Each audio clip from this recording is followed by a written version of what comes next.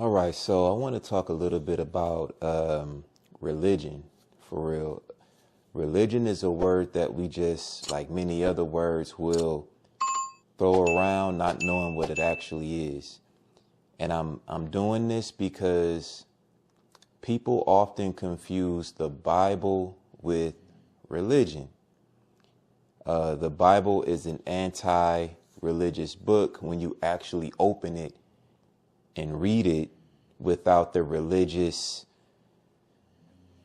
lenses on. When you read anything with religious lenses, you're going to see religion in it. It's called confirmation bias. When you just automatically, it's religious, it's going to be religious. It's kind of like a chick that thinks that somebody's always up to no good in a relationship. If that's what she wants to see, she's going to always see it, even when it's not there. A lot of people think that there's religion in the Bible. You have like Vocab Malone thinks Christianity is in the Bible. I'll get to that later. You have Umar Johnson. You have Dane Calloway. Again, you can tell that, yes, these men are up, well known up there in status, but for what they're talking about on this subject, they don't have a clue about what they're talking about. Okay. And I'll say that in all truth and confidence. So now I mentioned Vocab Malone and Christianity. So Christianity is all really just pagan religion. It's idolatry. It's old school idolatry, but modernized. That's it. When you look at all of the actions of a Christian, meaning what they celebrate, how they think, what they do, what they eat, etc., none of that stuff is in the Bible. As a matter of fact, the Bible would condemn a lot of what a Christian does. Okay, that's the first thing. Now, you see the word Christian in the Bible about 3 times, right? But the thing with this is that that was written in the Greek. That portion was written in the Greek a couple thousand years ago. That word Christian a couple thousand years ago was not the Christian that's being thrown around irresponsibly today. I'll probably name this video Spiritual Irresponsibility, because that's what this all is. So, but it's in the Bible 3 times. And it's not talking about today's Christian. That's talking about an actual Israelite that's keeping Israelite customs. Being a follower of Christ, a Christian, means keeping the law, statutes, and commandments that Christ was teaching. Imagine that. But today's Christian has it in reverse. Those laws are done away with. Well, that's the opposite of a Christian, as it's, mentioned in the actual book. Okay. There's the book, then there's your religion. They're 2 different things, right? When you actually analyze and I'm going to say study the book, not just carry it once a week to a pagan church, you're going to see that, wow, but then that's going to bring you to a crossroads. You're going to see, oh, the Most High requires this, but I'm doing that. And then you're going to see what you're going to do after that. Are you going to be an actual Christian, or are you just going to be a follower of pastor, not a follower of Christ? You're going to be a follower of camp leader, not a follower of Christ, So doctrine is doctrine, thus saith the Lord is thus saith the Lord. It's very simple. Christmas is a holiday, a pagan holiday that Christians follow, where the book doesn't justify that. Actually, the book condemns it outright. But because of the location of where it's condemned, the so-called Old Testament, A Christian doesn't dare go that far. They only go as far back as Matthew. I noticed that with Vocab Malone, he really likes to pinpoint his understanding primarily going back to Matthew. Anything prior to that is like, it's inconvenient. It's really inconvenient, but I'm not going to get on. I could care less about him, but this is about religion versus the Bible. You know, a lot of Christians are really high and mighty. A Christian, like it's a title, like it's a badge of honor. But they really couldn't tell you what the definition of a Christian is. They can tell you the Strong's Concordance, follower of Christ. But how vague and ambiguous is that? That's why I mentioned, according to the book itself, to be a follower of Christ means keeping the law, statutes, and commandments of Christ, aka the Most High. Those same commandments of the Most High are the same commandments of Christ or the same commandments of Moses. There's no, Christianity will divide it and act like there's differences. You can act like that. That's acting. What's written is what's written. Okay? Let's stop acting and let's just be adults. Okay? This is your religion versus the Bible. You know, the laws are done away with. Okay, so the we are the people that the law applies to. So then we can just willy-nilly that thing and live however we want. You can do the incest, the adultery, the murder, the rape, the list goes on, because in your mind, the law is done away with. And then you try to make the book look to where it's justifying what your pastor's teaching you. The book doesn't even do that. That just shows you don't know your Bible, but you know what your pastor is telling you. You know what your camp leader is telling you. But you couldn't, what is the Most High telling you? You don't know the words of the Most High because it's in the inconvenient testament. I've noticed that if you're talking about Old versus New Testament, that the Christian will, that's in that old, like old to them is irrelevant. That's the irrelevant testament. But in that irrelevant testament, that's where you find the laws of God. That's where you find thus saith the Lord. So you just like a Christian would not know what the Most High thinks about a thing or what he's done in the past regarding a thing, because that's too inconvenient for a Christian. I'm just being real. I'm talking about Christianity, not the Bible. There's contradictions in Christianity. There's no contradictions in the Bible. When you see a contradiction in Christianity, that's only Christianity. Don't assume it came out of the book. I compared this also with the courtroom, where what goes on in court might not necessarily be authorized by the law books. The same thing. It's the same mentality. Well, the judge said this, but what does the law say? Crickets, because people don't know the law like they don't know the Bible. It's a side-by-side comparison. People don't even know man, that's crazy. This just hit me. People don't even know what an actual Jew is and how they, in times past, would become a Jew, because it's in the inconvenient testament. I kid you not, boy, this just hit me. Like Christians think that a Jew is every Israelite.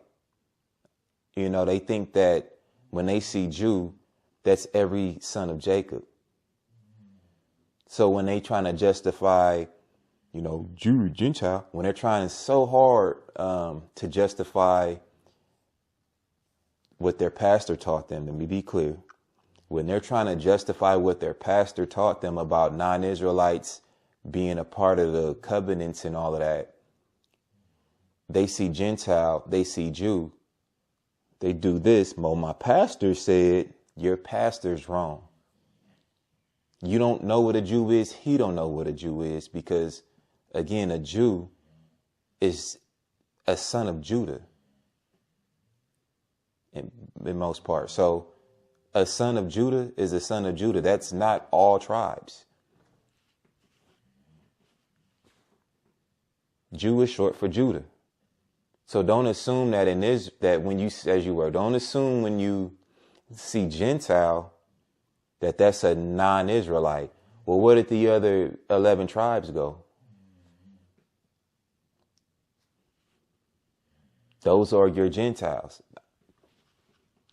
Look at the book. Stop listening to your pastor. That's just one example. There's religious doctrine, and then there's biblical doctrine. Biblical doctrine is Israelite doctrine. I'm saying that because I heard the idiot Vocab Malone say something about Hebrew Israelite doctrine. Well, that's what this book is. From Deuteronomy to Revelation, I really should say from Exodus to Revelation, it's literally Israelite doctrine. That's what it's about. Them receiving the law, time goes on, they rebel against that law that was given to them. That nation that the Most High created enslaved them, do the covenants, woo, woo, woo, woo. It went in a cycle, woo, woo, woo. The Babylonians, the blah, blah, blah, captivity down to Rome, where Christ was born under that captivity, where none of this is religion. This is history. It's just history. But you get certain idiots that haven't cracked the book open. I've listed them, and that they're teaching that this is religion. It's religious for me to not want to kill my neighbor. It's religious for me to not want to commit incest. It's religious for me to refrain from eating abominable food. It's religious for me to not want to, the list goes on and on.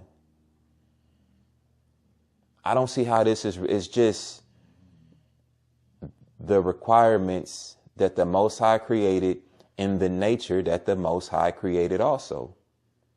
It's religious for a man to keep a record of something, put it in a book, so we don't create the same damn mistakes over and over. That's somehow religious. But where you do see religion, nobody wants to call it out for what it is idolatry. Make it make sense. Make it make sense. It's ridiculous, bro. But there's so many things. I'm doing this so we can take a step back. I want to stimulate real thought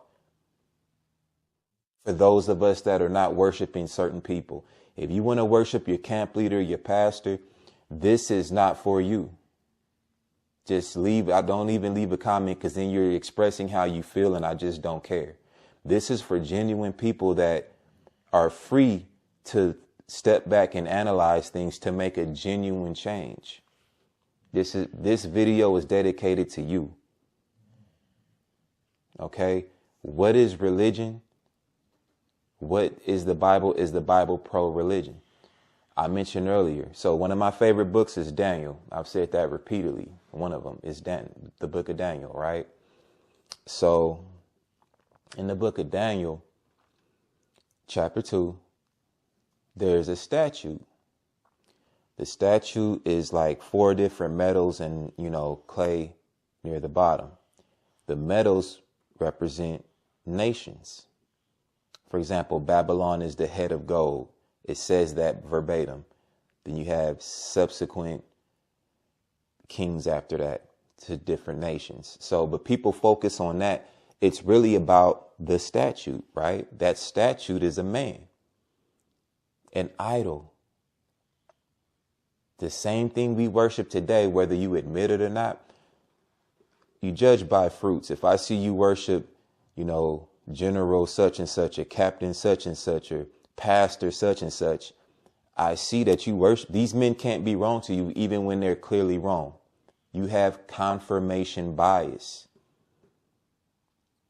Okay? They can just say something. You saw as a white man. Where's the proof? It's just because he said so.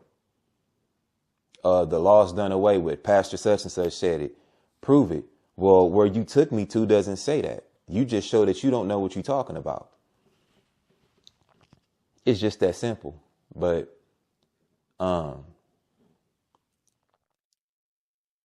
you know, a lot of us need to just really wake up. We need to analyze and ask questions. If you're in a group where asking a question considers you to be a scoffer, you don't belong in that group. If you're in a group where you just can't voice, or you have no voice, you don't belong in that group. Period. The Most High gave us this reality to analyze. There's one reality. We don't all have our reality, no matter what we think. There's no your truth, my truth. There's just the truth. And we all have our perceptions of that one truth. Perception. I know we need to expand our vocabs, but we all have a perception of the one truth. There's not 4 billion truths. That's ridiculous. I hate it when people started saying that. This is my truth. That's your truth. Like two things can't be true. You know, the sky is blue and there's sand in the desert. That's two things that's true. It's ridiculous, man. People are that stupid. But anyways, but getting back to this. Religion, analyze it. It's see if the book, if you claim to be a follower of the book, I'm not going to say follower of Christ because people are misusing that. If you're an actual follower of the book, be a follower of the book, not a man that's teaching you the book. That's why a lot of my videos, I show the words on the screen. I don't even need to show myself. For what? It's not about me. I ain't trying to get control over nobody. I'm not trying to make no money. It's thus saith the Lord, and that's not me. If something's wrong, it's wrong. If it's right, it's right. No matter who it is, general such and such, captain, whatever, pastor, whoopty whoop, that's what it is. Including myself in that. But if I'm wrong, don't just say, hey, I'm wrong, and you can't show anything because you're an idiot. If I'm wrong, say you said this, don't lie because that's happened before. Then show how I'm actually wrong in reality. Not according to your camp member, not according to the doctrine on YouTube or your pastor. If I'm wrong, then that means that I'm wrong, not a confirmation bias that I'm wrong. Proof is proof. Prove that I'm wrong. Prove. Thessalonians says, prove all things. You need to know what evidence is so that you can have proof. Hey, you're showing something. If you can't show how Edomites or European or white people, shut your mouth. Because all you're going to do is regurgitate that bull. I had a guy last week try to do that. Everything he had was straight out of YouTube. Straight out of YouTube, talking about some, oh, the Edomites is the was gender. What would he say? Oh, the Edomites is the white man because Alexander was this and they used the word Harry and that makes him the white man. Edomite. Yeah.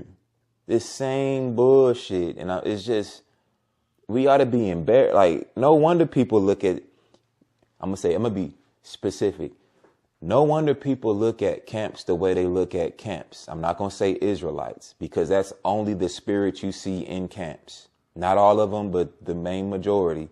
You see that proud nigga, that's right, spirit. You see that same bunch of just ignorant niggas talking about the same topics because it's very low vibrational.